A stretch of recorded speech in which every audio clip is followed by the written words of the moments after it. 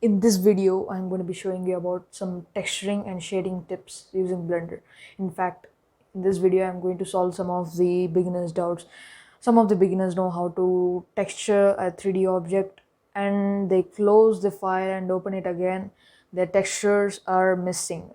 I'm going to solve every doubt you beginners have. So let's start this video with a small intro.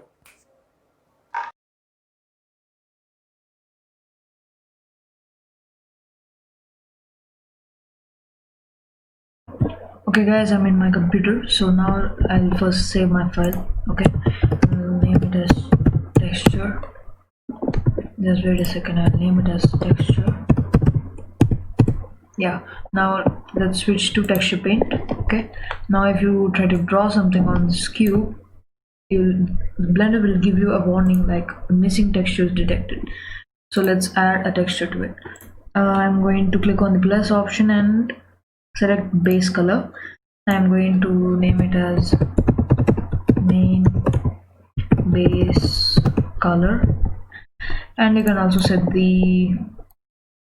as red color. It's your choice, and Blender will paint this cube in red color.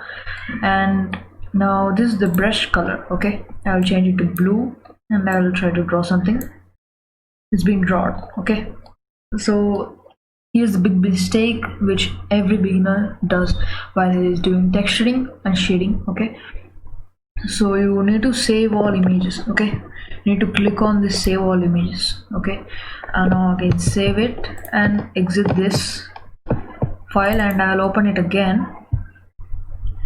You will find that most of the people find that my output is not coming when I open the file again. This is the reason. Okay, now I'll draw another line and I'll control S to save this file and I'll close it.